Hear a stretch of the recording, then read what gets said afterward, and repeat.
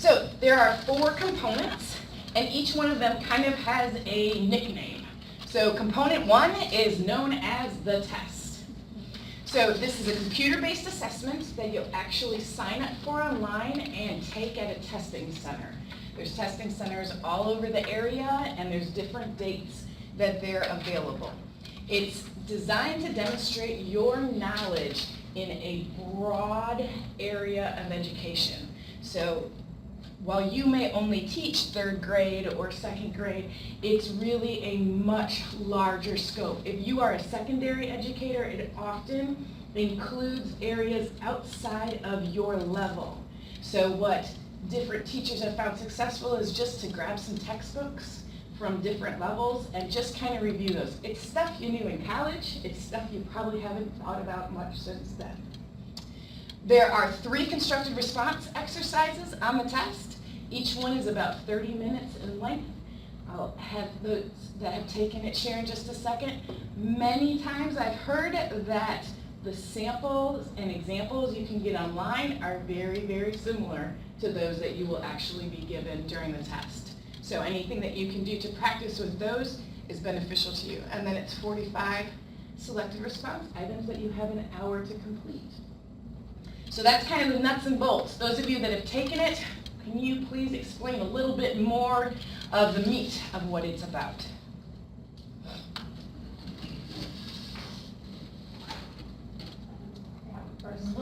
I took component 1, and I'm a middle generalist. So my content area is grades 2 through 6, every subject. Any question in any area you can think of. So it's extremely broad. To study for it, I looked at the prompts online, the prompts they gave you. Just like Amy said, they're almost identical. What they ask you to do in the prompts, they will ask you the exact same thing on whatever the essay is. So just figure out what you need to do, whether it's misconceptions, what the child like a strength, et cetera, because everybody's area is a little bit different when it comes to the test. But the prompts they give you are literally, you'll see the exact same directions, so it's very beneficial to practice that. So just study anything you can. Like I went and got science curriculum binders for each grade level and read through them, and just, I mean, depending on your area, you either know a lot or you don't know, not to be rude, but like, I don't know anything about 5th and 6th grade, I've never taught it. And then the selected response questions, again, were 45 questions from any of my content, so any subject area. I know people with chemistry, it's probably chemistry questions. Okay, you could speak to that too. It was some questions I was like, holy shit, I have no clue whatsoever. Oh my God. I did not teach her to say that word. Yeah. No problem. Sorry, sorry, that was my inner thoughts. I was like, Not because it's being recorded, don't worry about it. That was good, lady. And so, some questions you're like, okay, and other questions you're like, OMG. So, is that better? Okay, so, yeah, if you're a good test taker, you should feel really good. If you're not the best test taker, just study more. I didn't feel like I was the best test taker, and you just study, and I don't know if you'll ever feel fully prepared because you don't know per se what they're going to ask you. And can you retake it? Yes. Yes. So you can retake it all. You can retake the entire test. You can retake an individual questions. For example, the 45 multiple choice questions is worth 20% of your grade. The 3 selected responses is worth the other 20% of your grade. And then, so I mean, it's really very heavily weighted on that. You can retake just multiple choice, or you can retake each of the individual components. If you got really good on essay question 2 and 3, but bottom question 1, you can retake just question 1. Each of the individual questions, depending on your content area, are very dependent. So for example, like for science, so the chemistry test, for chemistry, it's all of science, not just chemistry, which for some people freaks some people out because it's really, really chemistry. I'm actually certified in chemistry, physics, biology, so it worked out like no big deal for me as far as that aspect of it. But it's content knowledge, and it's really, really weird questions of stuff that you knew in college, or it's like, I don't teach this at all, why would you even care about this kind of stuff? Pretty sure they just went through old textbooks and randomly replaced. I mean, the number of questions they asked about X-ray crystallography was like, and it's like, we don't do this, we've done nothing with this. So there's that aspect of it. And then the 3 constructive responses are very specific, like it's, for me, it was like misconceptions in the lab, inquiry-based learning, and I don't remember what the third one was. So it's very set. Does it cost to take the test? Yes, it's 400. So the first test is a regular component, which is I believe 450. 475. And then the retake is just as outrageously expensive. It's like 175 per individual section, or like 200 something for the multiple choice. I don't remember what it is. I didn't know. So you So you don't can. just wing it and then see how it goes? So No, you. don't do that. I did. So I mean. I haven't taken the test yet, Probably just look. but I'm gonna do it this summer, and I got flashcards. You can buy AP Okay. psych, or not AP, sorry, wrong subject. You can buy flashcards for my subject, which is adolescent, social studies for adolescents through young adulthood. So And I I have got links them. to those that we'll give you at our next meeting. For all Well, those kinds of and they're like, resources. a stack like this, but I'm actually looking forward to the test because it looks easier than the written components have been. Because you go through and you're like, okay, I know this stuff.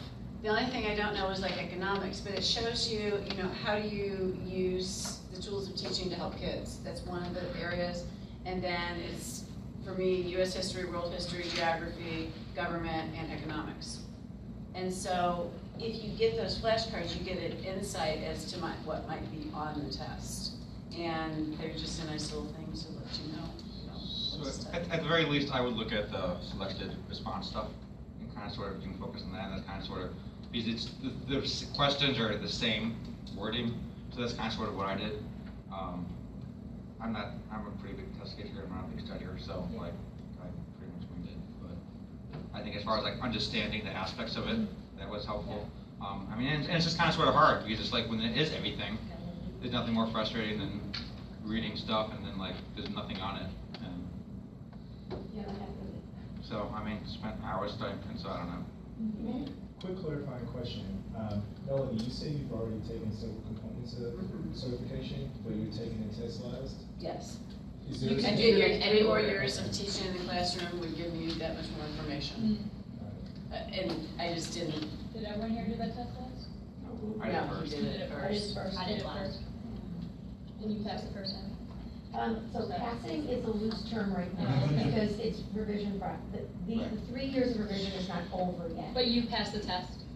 You Oh, don't so you don't know yet, Oh, Because so they I haven't set the scale got a set? score for each Yeah. part. I got a Oh. score in the constructed response and the 3 essays and then the multiple choice. I have my 4 scores. They don't know. So I don't know if that's So enough everything with is my done. other scores combined. So they haven't set the So passing. the scale, right? So So There's this a is the minimum score last for year. each It will be component that you different have to for you. actually pass, Oh. but the minimum score that's required is way lower than the true passing score. So in the past, this test, the passing score was 275 points. And which, because you basically graded it on a 1 through 4 scale, and a 3 is considered, I don't know, Proficient. proficient. And so they said that 275 was that. They're now changing it from a 400-point scale to a 4-point scale, 1, 2, 3, 4. And so the thought process is it's going to be about a 2.75. But they're not going to know until all the data's in and to what exactly the cutoff's going to be. Gotcha. In Now, order your to, group will You guys- have a score because this is the last year of Right. revision. So once they make that cut score, you should be able to know what you're shooting for. And your life will be so much easier than. right. So because literally they're saying that our test scores will get released in December, and then the pass scores will get released in January. So for some people who are close, you're going to get the test scores without actually knowing if you passed or not. But they also say that what is clear is that in order to quote unquote pass it, you have to pass both component 1 and component 3, and those are you need scores of a 1.75. So you can't get like a 6, well I guess the highest you can get is a 4, but you can't like get a 4 and then get really bad scores on other components and wait them out. So, but a 1.75 isn't, so it tells you if you pass or not the test, but it doesn't, passing the test really doesn't tell you if you have any shot of actually passing the overall thing. Well, and each component is weighted a little bit differently. Right. We have no idea until December. So it's, Other questions or suggestions, ideas? Or if you're a generalist, just because it covers lots of subjects, I watched Brain Pop Juniors, and Parkway has, or I assume it's Parkway, has a membership of that, so if you listen and then like, oh yeah, and then you can keep going, so that helped. Great suggestion. Or I guess So Brain that- Pop grown up. Right, Yeah. yeah. Not the juniors, the big guys use. So component one, you'll hear it referred to as the test.